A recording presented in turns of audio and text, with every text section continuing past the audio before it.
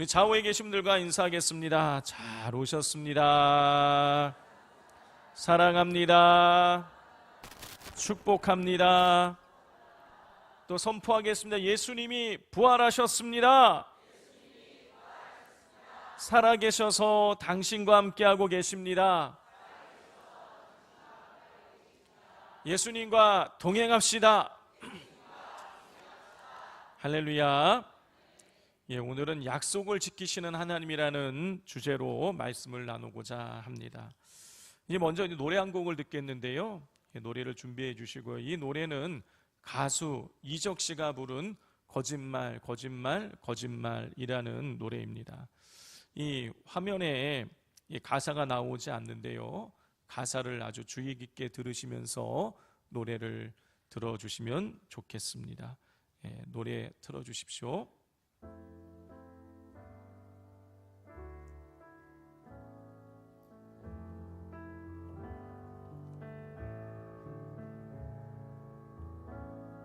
다시 돌아올 거라고 했잖아.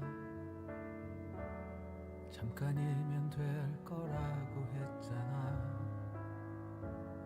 여기 서 있으란 말했었잖아. 거짓말, 거짓말, 거짓말. 물끄러미 선채 해가 저물고 그리고 앉아 밤이 깊어도 결국 너는 나타나지 않잖아. 거짓말, 거짓말. 그대만을 하염없이 기다렸는데 그대 말을 철석같이 믿었었는데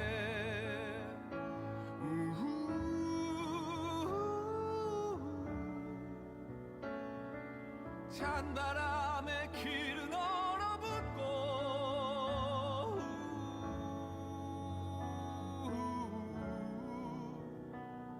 나도 새하얗게 얼어버렸네. 여기까지 보도록 하겠습니다.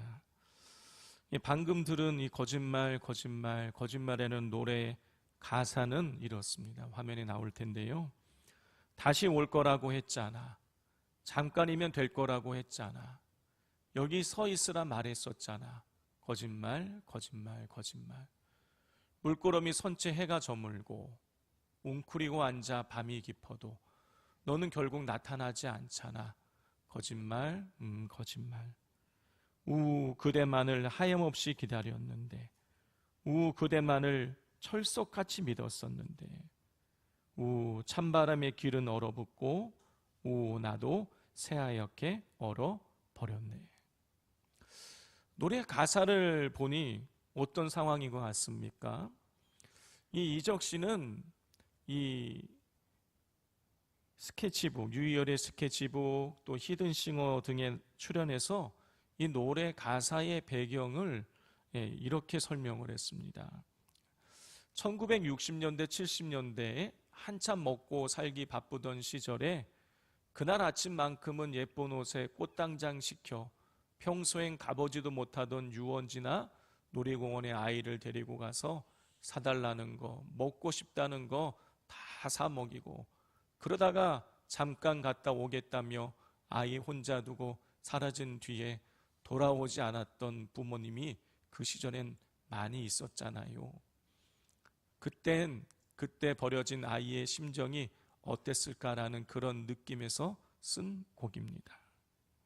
성도 여러분, 이적 씨의 이 말처럼 옛날 정말 먹고 사기 힘들 때 자녀를 유원지나 놀이공원에 버리고는 일들이 왕왕 있었습니다. 제가 서울 영락교회에서 사역을 할 때에 교회에서 운영하는 보린원이라는 고아원이 있었어요. 그래서 고아원에 있는 친구들이 주일학교를 이렇게 오곤 했습니다. 그래서 그 아이들과 이렇게 대화를 나눠보는데 실제로 어떤 아이는 부모님이랑 놀이공원 갔는데 엄마 잠깐 갔다 올게 했는데 안 나타나서 고아원에 온 친구도 있고, 어떤 친구는 엄마가 고아원에 데려다 주면서 엄마가 며칠 후에 올 테니까 울지 말고 말 잘 듣고 여기 있으라 그랬는데 엄마가 벌써 몇 년이 지났는데 오지 않고 있다라는, 그렇게 이야기하는 친구들도 있었습니다. 성도 여러분, 내 배 아파서 낳은 자녀에게 한 약속도 부모가 지키지 못할 때가 있습니다. 자녀를 그 누구보다도 사랑하는 부모가 자녀에게 약속을 지키지 못한다면 여러분, 세상은 어떠할까요? 세상은 밥 먹듯이 약속을 어깁니다. 분명히 며칠만 쓰고 몇 달만 쓰고 꼭 갚겠다고 했는데 여러분, 돈을 떼이는 사람이 얼마나 많이 있습니까? 여러분, 세상은 형편과 처지가 여의치 못해서 약속을 지키지 못하는 경우도 있지만 아예 대놓고 처음부터 지키지 못할 약속을 하는 경우도 있다는 것이죠.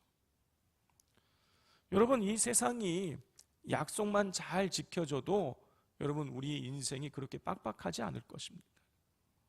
약속만 잘 지킨다면 사기당해서 울부짖는 사람도 없을 것이고, 전세금 떼어서 길바닥에 나앉는 사람도 없을 것이고, 또 부부 사이에 약속만 잘 지켜진다라면 싸우는 일도 없을 것이고, 자녀에 대해서 실망하는 일들도 없을 것입니다.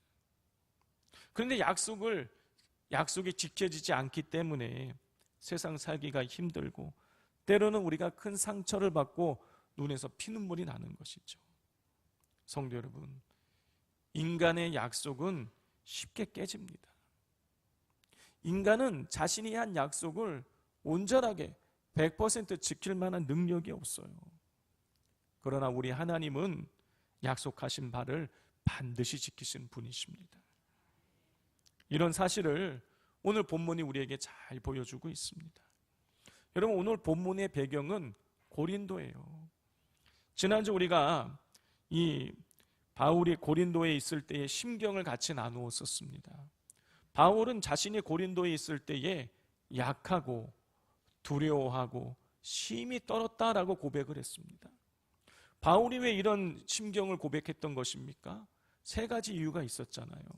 첫 번째는 바울에게 고난이 연속해서 왔기 때문입니다.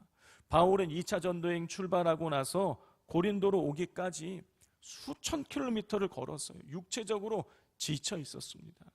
그런데 거기다가 가다가 매를 맞고 감옥에 갇히고, 그리고 사람들에게 바울이 쫓겨서 데살로니가에서 아덴으로, 아덴에서 고린도로 이렇게 계속 도피 생활을 해야 됐어요. 고난의 연속이었기에 내가 약하고 두려웠다고 고백을 하는 것이죠. 또 두 번째 이유가 무엇인 것입니까? 바울이 사역자로서 한계를 느꼈기 때문이에요. 그 당시에 리더는 말을 아주 연설을 잘하고, 그리고 외모적으로 출중한 사람이 리더라고 생각을 했는데요, 바울은요, 말도 어눌했고 외모도 볼품이 없었어요. 사역자로서의 한계를 느꼈기에 내가 심히 떨었다라고 고백을 하는 것입니다.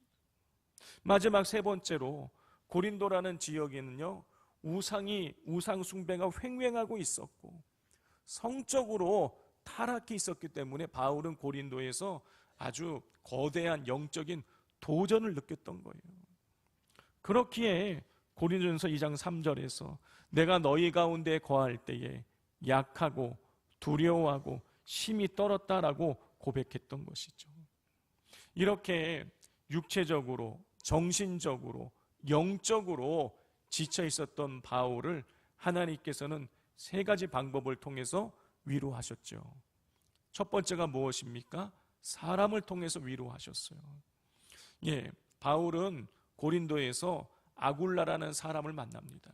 그는 바울과 같은 유대인이기도 했고요, 더더욱 놀라운 것은 바울과 같은 이 텐트 만드는 일을 하는 사람이었어요. 직업이 같았어요.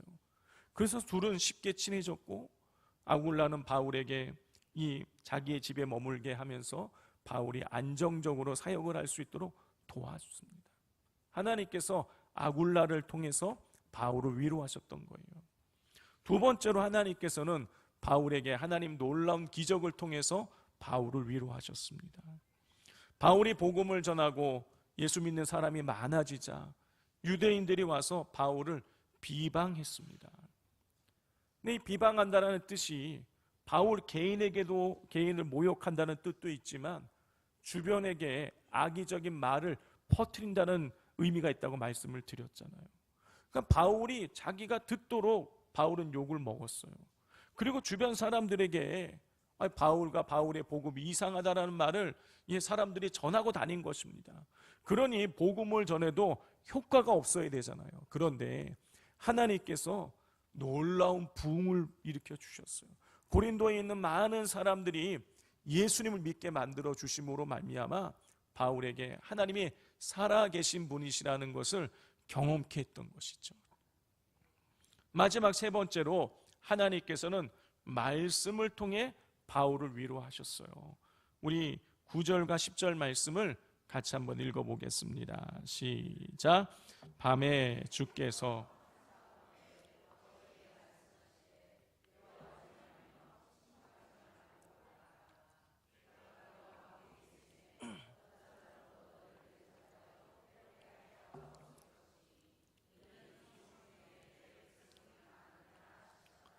하나님께서 대적들의 방해를 받고 있는 바울에게 주신 약속의 말씀이에요. 약속은 두 가지였습니다. 내가 너와 함께하겠다. 두 번째는 어떤 사람도 너를 대적하여서 해롭게 할 자가 없을 것이다. 이게 바울에게 주신 두 가지의 약속이었어요. 자, 그런데 내가 너와 함께하겠다. 어떤 사람도 너를 대적해서 너를 해롭게 하지 못하겠다라고 하나님 약속을 주셨는데 여러분 바울에게 엄청난 위기가 찾아옵니다. 우리 12절과 13절을 같이 읽겠습니다. 갈리오가 아가야 총독되었을 때에 유대인이 일찍이 일어나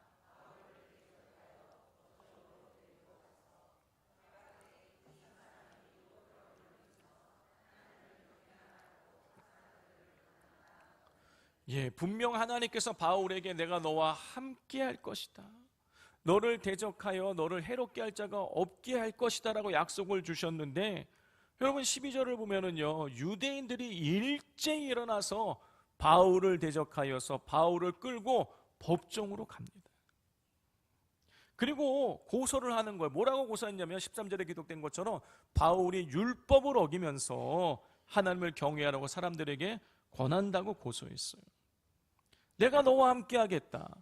너를 대적하여 너를 해롭게 할 자가 없게 하겠다라는 약속이 무참하게 무너지는 것처럼 보이는 장면이에요. 여러분 정말 하나님께서 바울에게 주신 약속을 어기신 것일까요? 여러분 이에 대한 답을 얻기 위해서는 지금 바울을 고소하는 사람들이 누구인지를 먼저 알아야 됩니다. 여러분 바울을 지금 법정에 데리고 가서 바울을 대적해서 바울을 법정에 데리고 가서 바울이 율법을 어긴다고 고소한 이 유대인들, 이들이 누구일까요?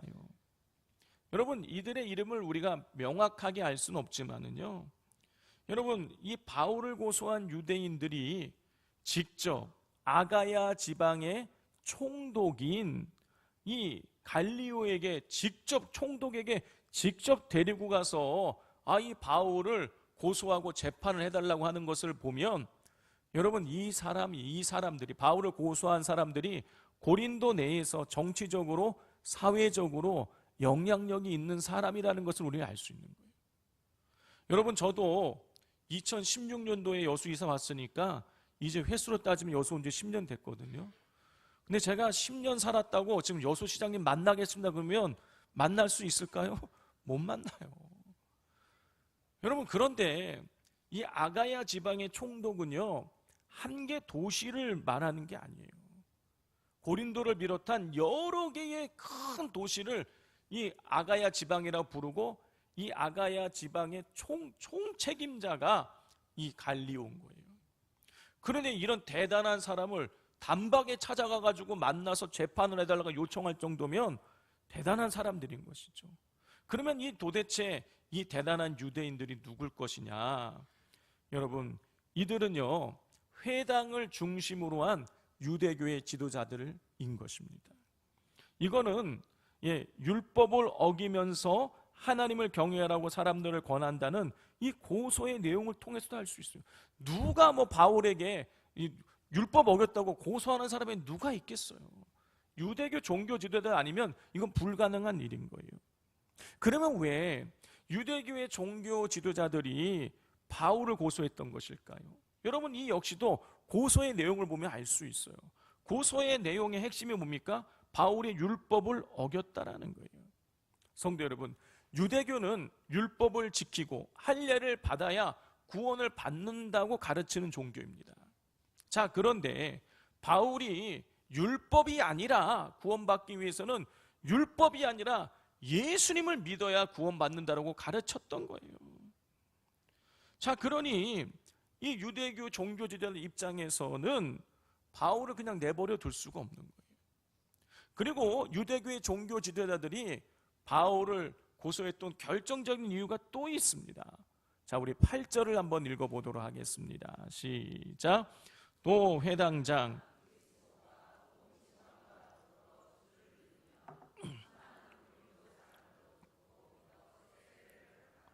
방금 읽은 대로 바울이 전한 복음을 듣고 누가 예수님을 믿게 되었어요? 회당장 그리스도. 여러분, 회당장이 뭡니까? 회당의 최고 책임자인 거예요. 교회로 따져보자면 담임 목사인 거예요. 예를 들어서 제가 불교로 개종한 것과 똑같은 일이 일어난 거예요. 그러니 유대교의 종교 지도자들 입장에서는요, 이 바울을 그냥 내버려 둘 수가 없는 거예요.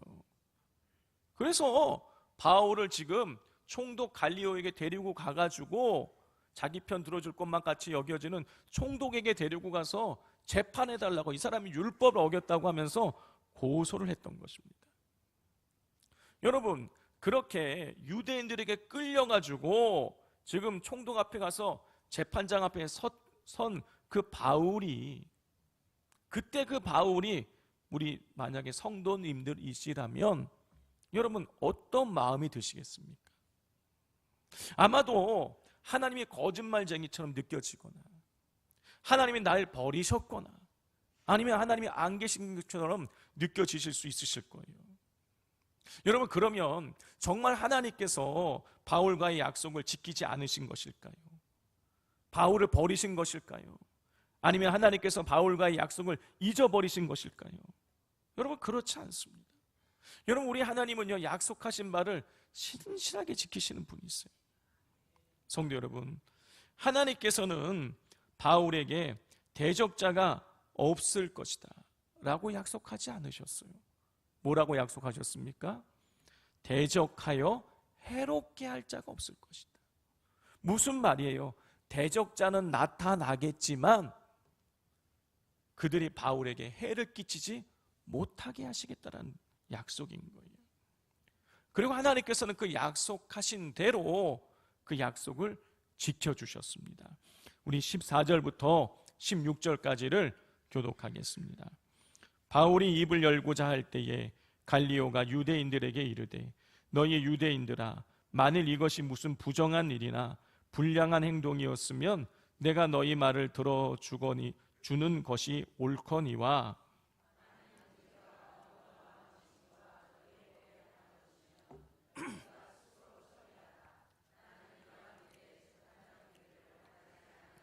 함께 읽겠습니다. 그들을 법정에서 쫓아내니.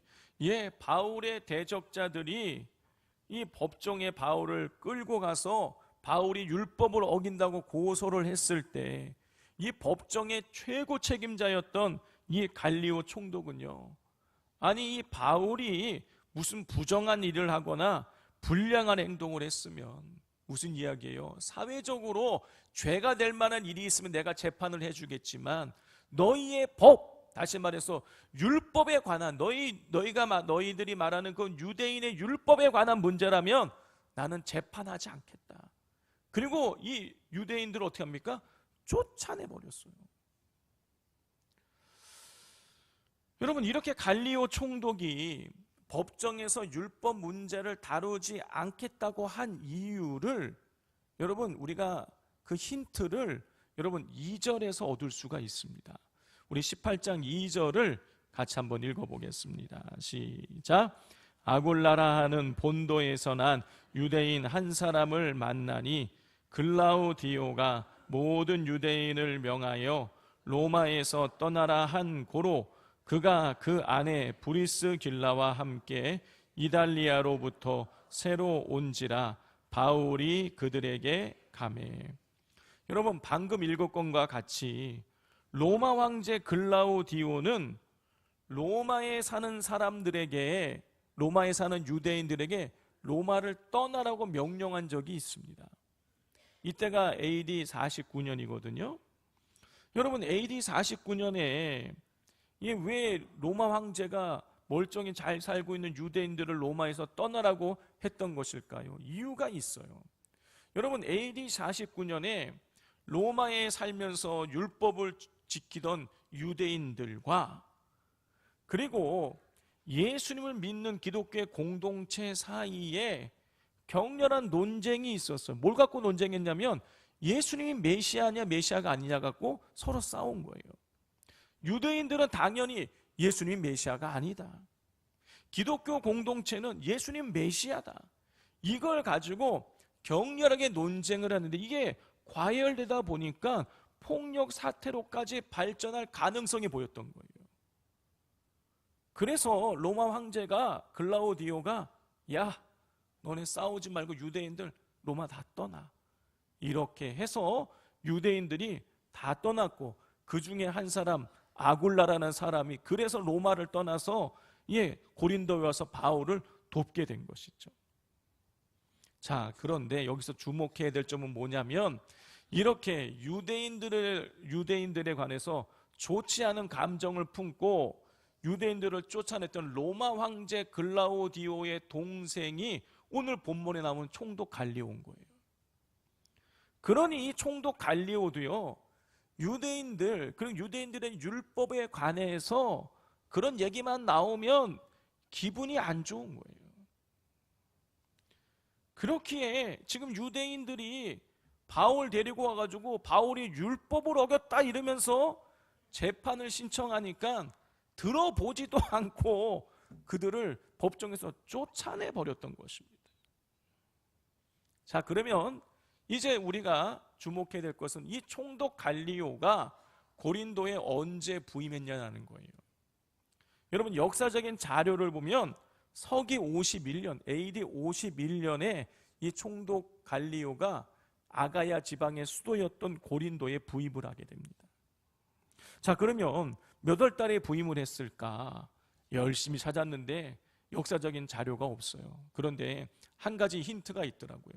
그리스의 델포이라는 지역에서 나온 이 성문이 있는데 성문에 적혀있는 자료를 보면 그걸 통해서 유추를 해보면 한 51년 한 4월에서 6월경쯤에 부임했다라는 것을 우리가 유추해 볼 수가 있습니다. 총독 갈리오가 51년 4월에서 6월경에 부임을 한 거예요. 자, 그러면 하나님께서 바울에게 야, 너가 대적들에 의해서 해를 받지 않게 하겠다고 약속을 주셨을 때는 언제냐? 50년 가을이에요. 그리고 지금 법정에 끌려와서 대적들에게 고난을 해를 당할 뻔했던 때는 언제냐? 52년 초예요. 자, 정리하면 이제 화면에 나올 텐데 여러분, 50년 가을에 하나님께서 바울과 동행하시고 그리고 바울을 대적들의 손에서 해를 당하지 않도록 지키시겠다는 약속을 주셨어요. 그리고 그 다음해인 51년 4월에서 6월경에 갈리오 총독이 부임을 했어요. 그리고 52년 초에 바울이 지금 고린도 법정에 끌려가게 된 거예요. 바울이 50년 가을에 하나님의 약속을 받고 52년도에 법정에 끌려갔을 때는요, 여러분 그 장면만 이렇게 보면 약속한 게 지켜지지 않은 것처럼 보여서 이 하나님의 약속을 어기신 것처럼 보입니다. 그러나 하나님께서는요, 바울과 함께 하시고 바울이 대적자들에게 해를 당하지 않게 하시겠다는 약속을 신실하게 지키기 위해서 약속하신 50년 그 다음 해에 총독 갈리오를 보내놓으신 거예요. 여러분, 바울에게 해를 가하는 사람들은요, 전부 유대인들이었어요. 그렇기에 유대인들을 혐오하는 총독 갈리오를 미리 보내놓으신 거예요. 바울이 해를 당할 때에 바울을 건져주기 위해서 말입니다.